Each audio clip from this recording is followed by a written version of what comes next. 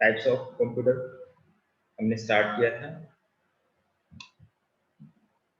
उसका 1-2 मिनट में थोड़ा सा रिवाइज कर लेंगे। हमने देखा था कि कंप्यूटर के जो टाइप्स होते हैं वो अलग अलग बेसिस के आधार पर उनको बाइफरकेट किया जाता है या क्लासिफाई किया जाता है। उसमें से एक है वर्किंग कैपेसिटी, कैसी है कंप्यूटर की वर्किंग कैपेसिटी कैसी है, उसके बेस पर भी टाइप्स किए जाते हैं। उसके बाद कंस्ट्रक्शन हो, साइज हो या एप्लीकेशन हो, इन सभी के बेस पर कंप्यूटर का क्लासिफिकेशन किया जाता है, उनको टाइप्स किए जाते हैं। मगर हमें जो हमारे सिलेबस के बेस पर सब टाइप्स को देखना या सभी टाइप्स को देखना उसकी जरूरत नहीं है। हमें सिर्फ on the basis of logic and on the basis of size, इन दो बेस पर कंप्यूटर के कितने टाइप्स होते हैं उनको ही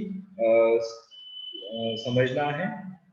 ओके, कल हमने देखा था कि on the basis of logic there are 3 types of computer. First is analog, digital and hybrid. Okay, then on the basis of size there are 4 types of computer, that is supercomputer, mainframe computer, mini computer and microcomputer.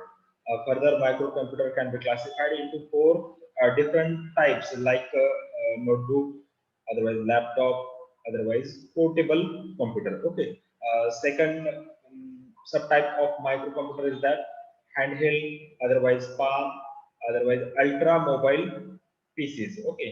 Next, desktop PCs and finally last जो था वो tablet PC था। Okay, कल हमने discuss किया था कि ये पीओएस क्या होता है, पीडीए क्या होता है, आईपैड क्या होता है। ये हो गया map of types of computer. ठीक है, अब इसके बाद डिस्कशन होने के बाद हमने कल इंडिविजुअली ये कंप्यूटर कैसे है इसको जस्ट आपको एक आइडिया आने के लिए मैंने ये इमेज दिखाई थी आपको।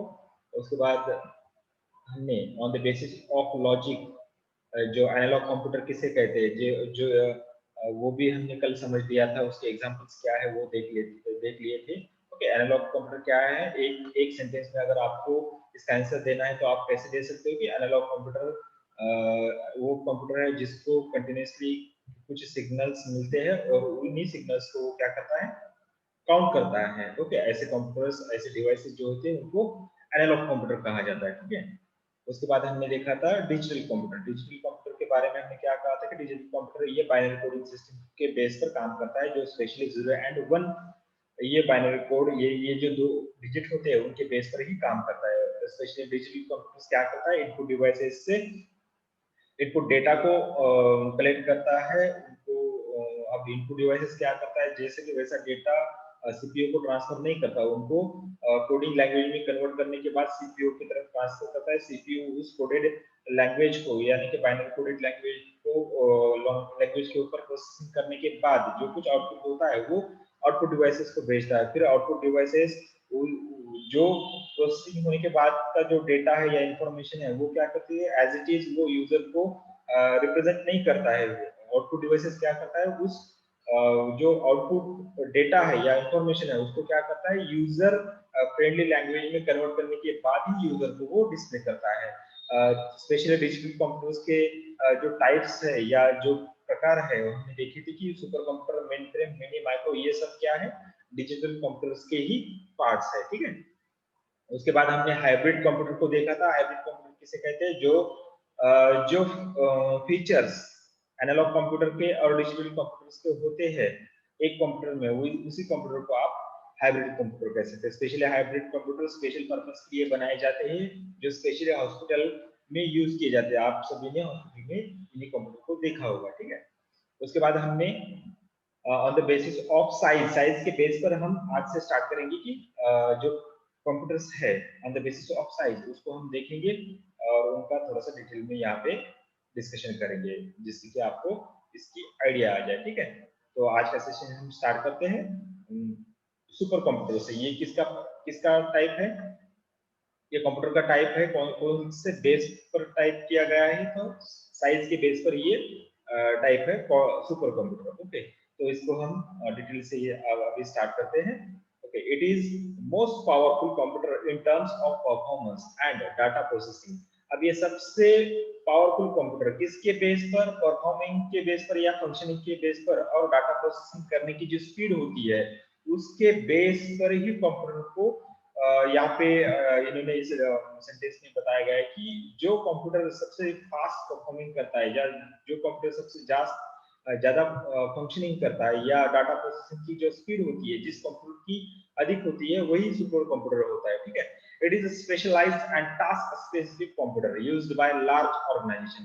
अब ये जो कंप्यूटर होते हैं ये जैसे कि जनरल पीपल जो होते हैं आप और मैं ये इस्तेमाल नहीं करते। ये कौन इस्तेमाल करता है? ये स्पेशल एजेंसीज या ऑर्गेनाइजेशंस या गवर्नमेंट इसको यूज करती है, ओके। गवर्नमेंट के जो इंस्टीट्यूशंस होते हैं ये सब इनको यूज करते हैं।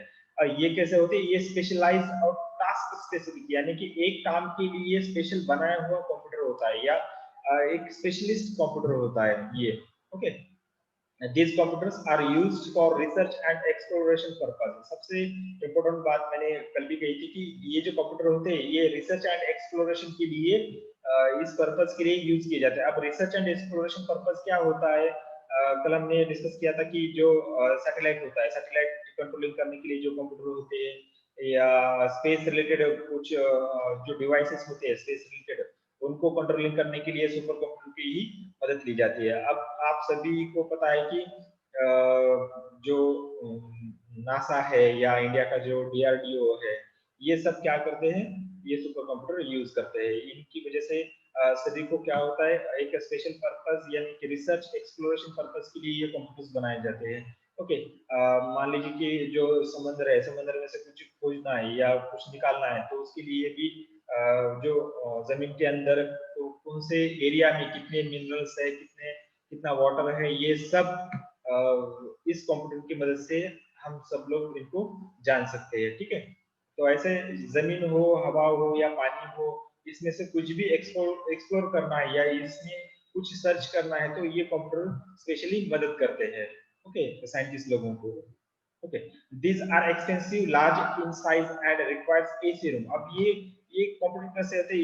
ये मार्केट में अगर आप लेने जाओ तो ये बहुत ही एक्सपेंसिव होती है। ये आप यानी कि जो जनरल पीपल है उनके लिए थोड़ा सा नामुमकिन होता है कि इसको परचेस करना, स्पेशली क्योंकि इनकी जो कॉस्ट होती है वो बहुत ही बड़ी होती है और इनकी जो साइज जो होती है वो बहुत ही लार्ज होती है। और इन कंप्यूटर सिस्टम का जो सिस्टम होता है इनकी जो अरेंजमेंट करनी पड़ती है तो एक स्पेशल रूम में जो एसी रूम होना चाहिए उस एसी रूम में इनकी अरेंजमेंट करनी पड़ती है, ठीक है।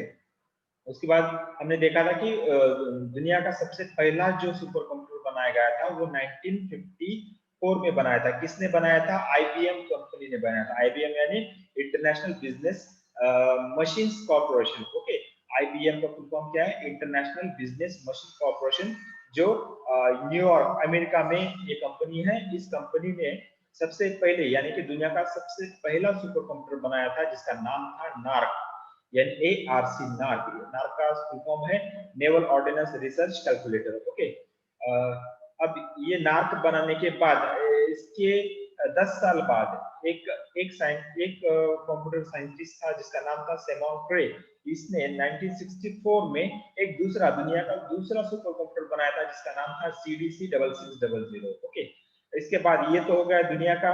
इसके बेस पर हम इंडिया का भी देख लेंगे। इंडिया में सबसे पहले जो सुपर कंप्यूटर बनाया गया था वो 1993 में बनाया गया था। देख लीजिए यहाँ पे डिफरेंस, दुनिया ने 1954 में सुपर कंप्यूटर बनाया था तो उसके बेस पर इंडिया की डेट देख लीजिए 1993, कितना गैप है यहाँ पे, ओके। फिर भी इंडिया ने, अब ठीक है कोई बात नहीं है, थोड़ा सा लेट हो गया इंडिया, फिर भी बना तो लिया, ये तो अच्छी बात है, ठीक है। तो परम 800 जो इंडिया का पहला सुपर कंप्यूटर था उसका नाम था परम 800, ओके।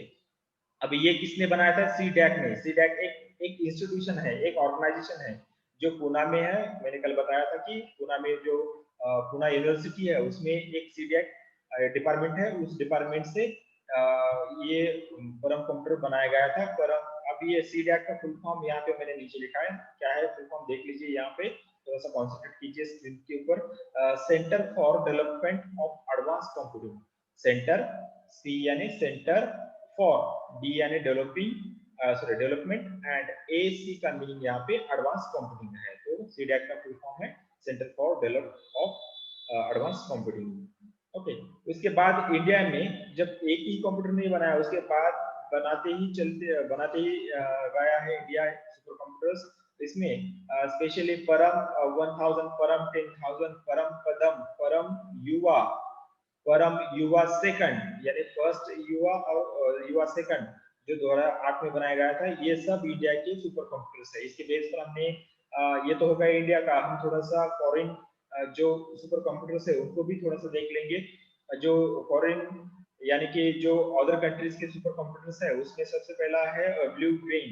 ओके, ब्लू ग्रेन, उसके बाद है टाइटन जो यूएसए का है, उसके बाद है Tianhe first and Tianhe second जो चाइना का सुपर कंप्यूटर है, फुजित्सु के कंप्यूटर जो जापान का सुपर कंप्यूटर है। ठीक है, ये बात तो हो गई सुपर कंप्यूटर के बारे में। मैं इसके बाद आपको एक इमेज दिखाने वाला हूँ।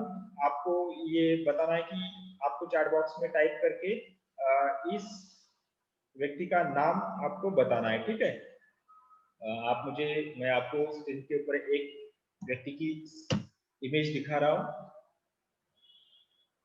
अगर आप में से किसी को अगर पता है तो आप मुझे उसका नाम चैट बॉक्स में टाइप करके सेंड कीजिए। ठीक है, ये जो स्क्रीन आपको दिखाई दे रही है, इस पर्सनैलिटी का अगर आपको नाम पता है तो आप मुझे चैट बॉक्स में टाइप करके भेज दीजिए।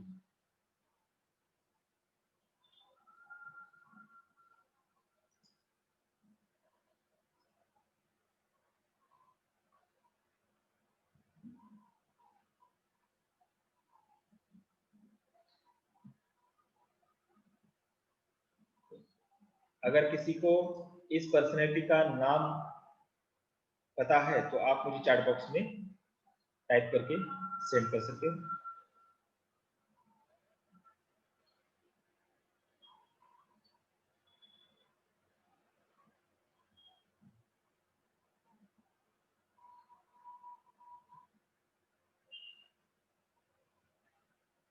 जस्ट एक, मैं आपके आंसर का वेट कर रहा हूं। अगर किसी को इस पर्सनैलिटी का नाम पता है तो आप मुझे चैट बॉक्स में इसका आंसर दे सकते हो।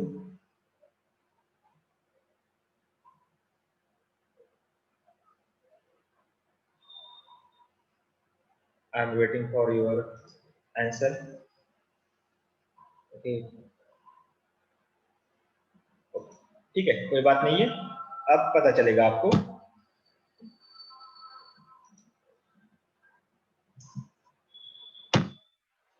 अब देख लीजिए ये कौन है पर्सनैलिटी, डॉक्टर विजय भाटकर, जो हमने अभी कहा था सीडैक में जो इंडिया का जो सुपर कंप्यूटर बनाया गया था, उस सीडैक के जो चेयरपर्सन थे उनका नाम था विजय भाटकर। इनके गाइडेंस में इंडिया का पहला सुपर कंप्यूटर बनाया गया था, इसलिए इनको इंडिया का फादर ऑफ सुपर कंप्यूटर कहा जाता है। ये स्पेशली महाराष्ट्रियन पर्सनैलिटी है, महाराष्ट्र के है। आई थिंक ये अकोला या वाशिम साइड के इनका नेटिव प्लेस है। एग्जैक्ट मुझे पता नहीं, मगर ये विदर्भ की विजय भाटकर इनका नाम है। ओके, अब पता चलेगा। अब यहाँ पे देख लीजिए विजय भाटकर जो है, इन्होंने जो इंडिया के लिए सुपर कंप्यूटर बनाया था उसमें से एक युवा सेकंड कंप्यूटर है। युवा सेकंड ये जो है इस स्क्रीन पे आपको दिखाई दे रहा है कि सुपर कंप्यूटर कैसा होता है। इसके लिए देख लीजिए ये एक स्पेशल रूम जो AC condition AC arrangement room required रहती है। ये देख लीजिए ये युवा सेकंड कंप्यूटर, परम युवा सेकंड कंप्यूटर जो 2008 के बाद इसको डेवलप किया गया था। ये कंप्यूटर भी डॉक्टर विजय भाटकर के गाइडेंस में ही बनाया गया है। ठीक है, यहाँ पे आपको थोड़े से आइडिया आ जाएगी कि सुपर कंप्यूटर कैसा होता है। चलो नेक्स्ट सेट के ऊपर जाएंगे। ये तो होगा सुपर कंप्यूटर। अब हम बात करेंगे मेन फ्रेम कंप्यूटर्स के बारे में। Okay, main frame computers on the basis of performance it the computer which is slower than super computer and faster than mini computer। अब ये जो कंप्यूटर है मेन फ्रेम कंप्यूटर, ये कैसा है कि स्लोअर देन सुपर कंप्यूटर, जो super computer से स्पीड में या परफॉर्मेंस में कम है मगर फास्टर देन मिनी कंप्यूटर, जो मिनी कंप्यूटर से परफॉर्मिंग या डाटा प्रोसेसिंग की जो स्पीड होती है उसमें से ये ज्यादा है। किसके कंपैरिजन में? मिनी कंप्यूटर से फास्टर है मगर स्लोअर किससे है? सुपर कंप्यूटर से। ठीक है, it is a large expensive powerful computer that can handle hundreds of thousands of client at the same time। अब ये जो कंप्यूटर होता है ये बहुत ही लार्ज इन साइज होता है, ये भी एक्सपेंसिव है और ये पावरफुल कंप्यूटर है।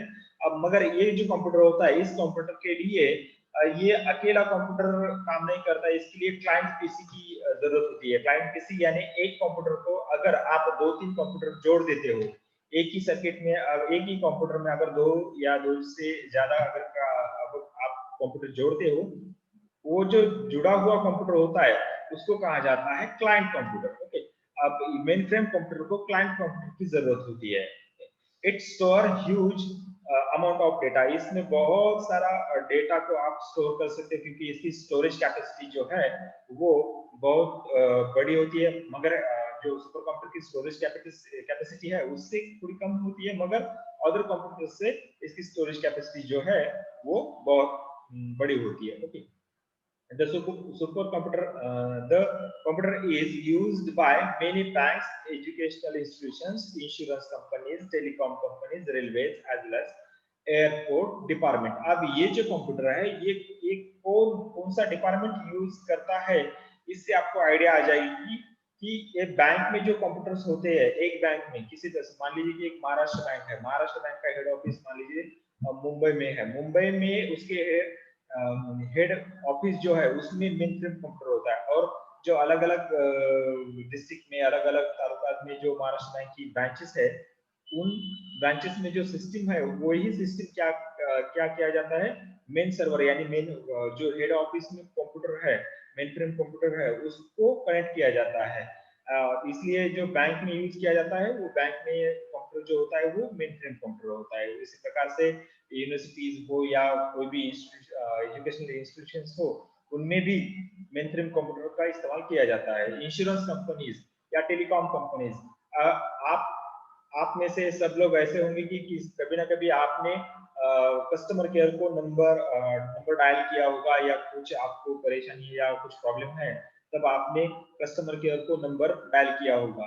जब नंबर आप डायल करते हो तो आप क्या करते हो, वो जो कस्टमर केयर का ऑफिसर होता है वो आपको नाम बता देता है, आपका मोबाइल नंबर आपसे पूछता है और आपके नाम और आपके मोबाइल नंबर की पूरी हिस्ट्री आपको बता देता है। ठीक है, अब थोड़ा सा यहाँ पे विचार कीजिए कि एक नंबर से उस नंबर की सारी हिस्ट्री जहां से जब वो सिम चालू हो गया तब की हिस्ट्री वो टेलीकॉम ऑफिसर जो होता है वो आपको बता देता है। ये कैसे पॉसिबल हो सकता है?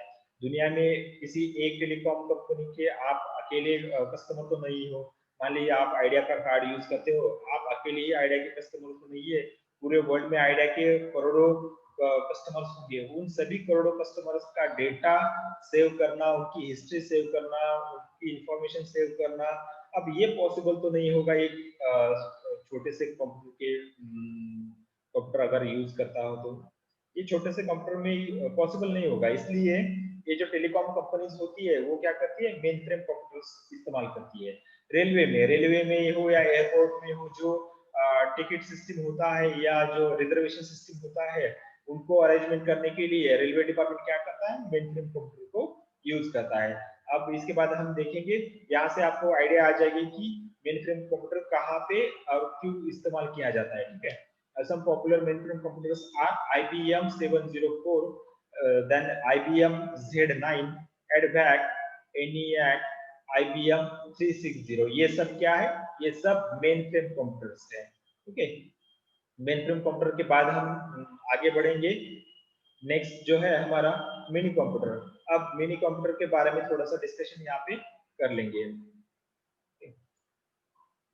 Mini computer, on the basis of performance, it is the computer which is slower than supercomputer and mainframe computer and faster than micro computer. अब मिनी कंप्यूटर की मीनिंग क्या है, एक तरफ सुपर कंप्यूटर है और मेन फ्रेम कंप्यूटर और दूसरी तरफ माइक्रो कंप्यूटर है। इन दोनों के एंगल में इसकी आप डेफिनेशन बना सकते हो। मिनी कंप्यूटर क्या है? मिनी कंप्यूटर वो है जो सुपर कंप्यूटर और मेन फ्रेम कंप्यूटर से मेन फ्रेम कंप्यूटर की तुलना में कम है, मगर फास्ट किसकी तुलना में है? तो माइक्रो कंप्यूटर की तुलना में फास्ट कंप्यूटर है। Okay, it is also called mid range computer. अब ये मिनी कंप्यूटर को मिड रेंज कंप्यूटर्स भी कहा जाता है। एमसीक्यू के लिए ये इंपॉर्टेंट है। मिड रेंज कंप्यूटर किसे कहते हैं? तो मिनी कंप्यूटर्स को ही मिड रेंज कंप्यूटर कहते हैं। ये थोड़ा सा याद रखिएगा, ठीक है। नेक्स्ट है the computers are used by small business firms for their special purpose. Okay, ये जो कंप्यूटर्स होता है ये कौन यूज करता है? ये जो स्मॉल बिजनेसमैन होते हैं या बिजनेस फर्म्स जो होती है वो उनके कंपनी में या बिजनेस में स्पेशल पर्पस के लिए मिनी कंप्यूटर्स का इस्तेमाल करते हैं। लाइक प्रोडक्शन प्रोसेस, अगर किसी कंपनी में ऑटोमेटिक प्रोडक्शन प्रोसेस है तो वही कंट्रोल करने के लिए या उसको ऑटोमेटिक प्रोडक्शन प्रोसेस को मैनेज करने के लिए वो बिजनेस या उस फैक्ट्री में क्या किया जाता है? मिनी कंप्यूटर को यूज किया जाता है। ऐसे ही बिजनेस में मिनी कंप्यूटर यूज किया जाता है। Okay, specially it is centralised and multi user, not a single user computer. अब इसकी स्पेशलिटी क्या है? मिनी कंप्यूटर्स कैसे होते हैं? It is centralised and multi user computer. अब ये सेंट्रलाइज होते हैं और ये मल्टी यूजर है, नॉट अ सिंगल यूजर। किसी एक यूजर इसको हैंडल नहीं कर सकता, इसके लिए अलग अलग यूजर्स होने चाहिए। यानी कि ये मल्टी यूजर कंप्यूटर है। एक ही आदमी यूज करता है किसी कंप्यूटर को, उसको सिंगल यूजर कहते हैं। मगर बहुत सारे आदमी एक ही कंप्यूटर को अगर हैंडल करते हैं तो उसको कहते हैं मल्टी यूजर। तो मिनी कंप्यूटर कैसा है? तो मल्टी यूजर मिनी कंप्यूटर होता है, because it needs 4 to 200 clients computer to handle. अब इसको थोड़ा सा देख लीजिए। अब ये मिनी कंप्यूटर है, मिनी कंप्यूटर को मिनिमम 4 और मैक्सिमम 200 क्लाइंट कंप्यूटर्स आप जोड़ सकते हो। यानी कि एक मेन कंप्यूटर को आप अलग अलग छोटे 200 कंप्यूटर्स आप जोड़ सकते हो, जिससे आप उन 200 कंप्यूटर से उस पर्टिकुलर जो मिनी कंप्यूटर है, मिनी कंप्यूटर में जो सिस्टम है, उस सिस्टम में जो प्रोडक्शन प्रोसेस की जो एक्टिविटीज है, उस प्रोडक्शन प्रोसेस की एक्टिविटीज की आप उन 200 अलग अलग कंप्यूटर्स के 200 अलग अलग कंप्यूटर्स को हैंडल करके ही आप उसको मैनेज कर सकते हो। इसलिए इसको सेंट्रलाइज कंप्यूटर कहा जाता है। सेंट्रलाइज कंप्यूटर क्यों कहा जाता है? तो इसको क्लाइंट पीसी की जरूरत होती है। मिनी कंप्यूटर को क्लाइंट पीसी की जरूरत होती है, जो कंप्यूटर्स कम से कम 4 होने चाहिए और ज्यादा से ज्यादा 200। अब इसकी कैपेसिटी बड़ी होगी क्योंकि बहुत सारे हाई परफॉर्मेंस वाले मिनी कंप्यूटर्स मार्केट में अवेलेबल है। अब ये जस्ट आपको आइडिया आएगी इससे कि कितने क्लाइंट्स पीसी हो सकते हैं मिनिमम मिनी कंप्यूटर्स में, ठीक है। Okay, the computers are also expensive, large in size and powerful computer. अब ये जो कंप्यूटर्स होते हैं ये भी थोड़े से एक्सपेंसिव होते हैं क्योंकि ये जनरल पर्पस वाले तो कंप्यूटर नहीं है, स्पेसिफिक पर्पस है। स्पेसिफिक पर्पस जिनका है वही लोग इसको परचेस कर लेते हैं। जैसे कि बिजनेसमैन लोग अगर उनको प्रोडक्शन प्रोसेस या किसी भी और प्रोसेस के लिए अगर किसी कंप्यूटर की जरूरत होती है तो वो मिनी कंप्यूटर को परचेस कर लेते हैं। मगर जनरल आप और मैं जो यूज करते हैं कंप्यूटर का, वो तो जनरल पर्पस होता है अपने कंप्यूटर यूज करने का। तो हमारे लिए तो ये मिनी कंप्यूटर फायदेमंद नहीं है। ये स्पेशल पर्पस वाले कंप्यूटर्स होते हैं और ये बहुत ही महंगे और लार्ज इन साइज, इनकी size comparatively super main frame से कम होती है, मगर माइक्रो से इनकी साइज थोड़ी सी ज्यादा होती है, ठीक है। पावरफुल परफॉर्मेंस होते हैं। अब हम थोड़ा सा जो पॉपुलर मिनी कंप्यूटर्स है उनको देख लेंगे। जो पॉपुलर मिनी कंप्यूटर्स है उनका नाम यहाँ पे मैंने लिखा है, PDP-8। PDP-8 ये दुनिया का सबसे पहला मिनी कंप्यूटर था। PDP-8 दुनिया का सबसे पहला, world's first mini computer was PDP-8। After that K202 ये भी एक मिनी कंप्यूटर है। SDS92 ये सब क्या है? मिनी कंप्यूटर के नाम है, मॉडल नंबर्स है, ठीक है। इनको इतना डिटेल्स में आपको याद रखने की जरूरत नहीं है, ठीक है। इससे आपको थोड़ी सी आइडिया आई होगी कि मिनी कंप्यूटर का इस्तेमाल कहाँ पे होता है और इसका परफॉर्मिंग कैपेसिटी कैसी होती है। जनरल एक छोटे से डिस्कशन से आपको इसकी आइडिया आई होगी। हम आगे नेक्स्ट वाले कंप्यूटर के तरफ जाते हैं। जो लास्ट हमारा पॉइंट बचता है वो है माइक्रो कंप्यूटर। अब ये माइक्रो कंप्यूटर जो साइज के बेस पर हमने जो डिवाइडेशन किया था कंप्यूटर के टाइप जो किए थे उसमें से ये लास्ट वाला टाइप है जिसका नाम है micro computer. Okay, on the basis of performance it is the computer which is lower than super mainframe and mini computer which is lower than जो किससे इससे पहले की जो तीन कंप्यूटर उससे क्या है, ये बहुत ही छोटा है, स्पीड में भी छोटा है और परफॉर्मिंग में भी छोटा है। ठीक है, it is the single user computer. अब यहाँ पे देख लीजिए, इससे पहले वाले जो कंप्यूटर्स थे वो सिंगल यूजर नहीं थे, मगर माइक्रो कंप्यूटर जो है वो single user computer. It is the single user computer which is designed for general और पर्सनल यूज। यहाँ पे इंपॉर्टेंट बात है, जो डिजाइन ही किया गया था पर्सनल यूज के लिए या जनरल यूज के लिए। इससे पहले वाले जो कंप्यूटर्स थे वो क्या थे, स्पेसिफिक यूज वाले कंप्यूटर थे या स्पेसिफिक टास्क वाले कंप्यूटर थे। ठीक है, मगर जनरल पर्पस वाले या पर्सनल यूज वाले कंप्यूटर ये माइक्रो कंप्यूटर है। ठीक है, assembled with micro processor chip and RAM. जो असेंबल जो बनाए जाते हैं माइक्रो प्रोसेसर चिप और रैम की मदद से, ऐसे कंप्यूटर को माइक्रो कंप्यूटर कहा जाता है। The computers are being produced in various format. ये जो माइक्रो कंप्यूटर्स है इनको अलग अलग फॉर्म में बनाया गया है, जैसे कि डेस्कटॉप फॉर्म है, लैपटॉप फॉर्म है, पीडीएफ फॉर्म है, टैबलेट फॉर्म है और स्मार्टफोन फॉर्म है। ये सब प्रकार है ये माइक्रो कंप्यूटर्स के। ये सब क्या है, टाइप्स है इनके। माइक्रो कंप्यूटर को जैसे जैसे टेक्नोलॉजी इनोवेशन होने लगा उस प्रकार से ये माइक्रो कंप्यूटर को अलग अलग एंगल से अलग अलग टाइप में बनाया गया। इसकी वजह से हमें आज मार्केट में दिखाई देते हैं डेस्कटॉप कंप्यूटर होता है, लैपटॉप कंप्यूटर होता है, पीडीए होता है या टैबलेट होता है, या जो सबसे पसंदीदा इंस्ट्रूमेंट है या माइक्रो कंप्यूटर जो है स्मार्टफोन जो आपके हाथ में अभी है। ठीक है, सब पॉपुलर कंप्यूटर्स आर। अब जो माइक्रो कंप्यूटर्स जो है उसमें से पॉपुलर जो है वो IBM 5100 जो दुनिया का सबसे पहला डेस्कटॉप कंप्यूटर था, दुनिया का सबसे पहला desktop computer. International business machine corporation जो न्यूयॉर्क अमेरिका में है, उसी कंपनी ने ही दुनिया का सबसे पहला डेस्कटॉप कंप्यूटर, यानी कि मेरे पीछे जो आपको कंप्यूटर दिखाई दे रहा है, दुनिया का सबसे पहला कंप्यूटर बनाया था IBM कंपनी ने, जिसका मॉडल नंबर था 5100। ओके, जो 1975 में सबसे पहले बनाया गया था। उसके बाद में एप्पल कंपनी ने डेस्कटॉप कंप्यूटर बनाना चालू किया था। ओके, तो जो 1977 में एप्पल कंपनी ने अपना डेस्कटॉप कंप्यूटर मार्केट में लॉन्च किया था। उसके बाद अब आप मार्केट में देख सकते हो डेल का लैपटॉप आपको दिखाई देगा, एसुस का दिखाई देगा, सैमसंग का दिखाई देगा। बहुत सारे सैकड़ों कंपनियां है जो अभी डेस्कटॉप कंप्यूटर यानी कि लैपटॉप बना रहे या स्मार्टफोन बना रहे। ओके, ये सब जो एग्जांपल्स है वो सब माइक्रो कंप्यूटर्स के। ओके, अब यहाँ पर जो है, यहाँ पे थोड़ा सा एक आपको जनरल नॉलेज के बेस पर मैंने एक यहाँ पे क्वेश्चन लिखा है। Okay, Bill Moggridge okay designed world's first modern laptop called Grid Compass in 1979।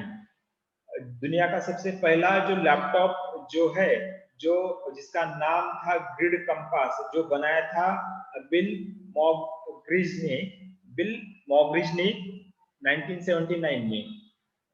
दुनिया का सबसे पहला मॉडर्न लैपटॉप था। इससे पहले कुछ लैपटॉप बनाए गए थे, मगर उनका जो फाउंडेशन था, उनकी जो बनाने की जो बेस था वो थोड़ा अलग था। मगर जो बिल ने जो ये बनाया कंप्यूटर लैपटॉप बनाया, उसका जो फाउंडेशन है, उसका जो बेस था, वो आज के जो मॉडर्न लैपटॉप्स है उनके लिए परफेक्ट था। या ऐसा कह सकते हैं कि आज के जो लैपटॉप्स है वो सब बिल ने जो लैपटॉप बनाया था ग्रिड कंपास, उसके बेस पर ही आज के सब लैपटॉप्स बनाए जाते हैं। इसलिए इसको ऐसा कहा जाता है कि दुनिया का सबसे पहला जो लैपटॉप है तो ये इसने बिल मॉग्रिज ने ही बनाया था। ठीक है, यहाँ तक तो हमने कंप्यूटर्स के बारे में इंफॉर्मेशन देख ली है। हम नेक्स्ट वाले पॉइंट जो है जनरेशन ऑफ कंप्यूटर्स, उसको हम कल कवर कर लेंगे, क्योंकि आज हमें टाइम की अभी सिर्फ 5 मिनट बचे हैं। तो आज का सेशन जो है हम यहाँ पे स्टॉप करते हैं।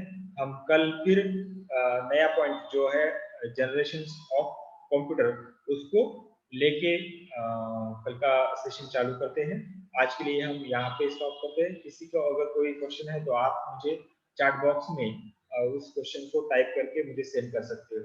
ओके, इसके बारे में हो या कोई भी प्रॉब्लम हो वो आप मुझे चैट बॉक्स में टाइप कर सकते हो। अगर किसी को कोई क्वेश्चन है तो आप मुझे यहाँ पे पूछ सकते हो चैट बॉक्स में।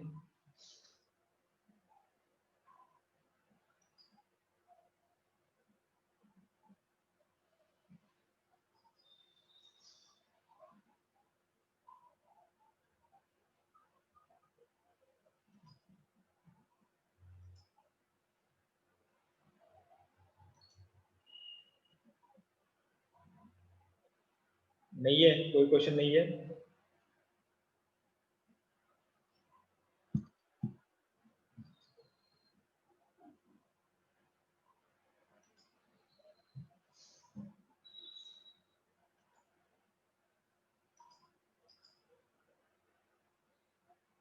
निकिता, प्रज्ञा, काजल, माहिर, रोनाली, ऋतिक, दीप्ति, आदित्य, मयूरी, साक्षी, कोमल, शिल्पा, कुणाल,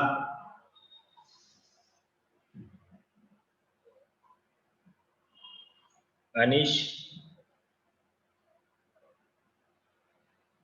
नितेश, नाई,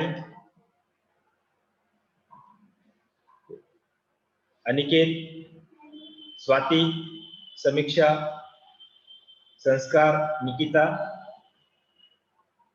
चेतन, भावना, स्नेहा, भारती, प्रथमेश, रोशनी, निकिता, कल्याणी,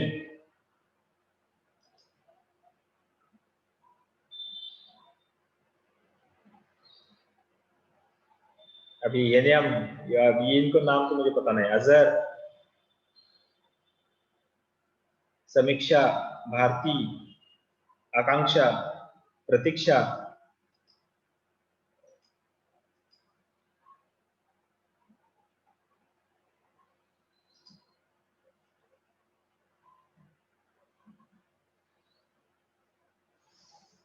ठीक है। कुछ क्वेश्चंस आए हैं। कल क्लास है क्या? ओके, कल भी क्लास होगा अपना, कंटिन्यू करेंगे।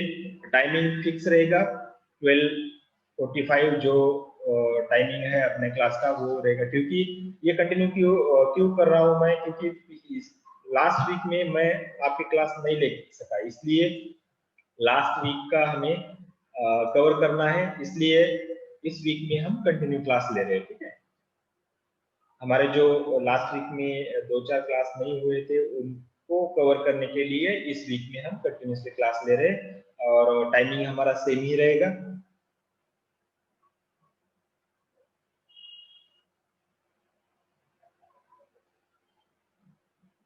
ठीक है, और कोई क्वेश्चन नहीं है? आज के लिए हम यहाँ पे रुकते हैं। थैंक यू, कल फिर मिलेंगे 12:45 को। ओके।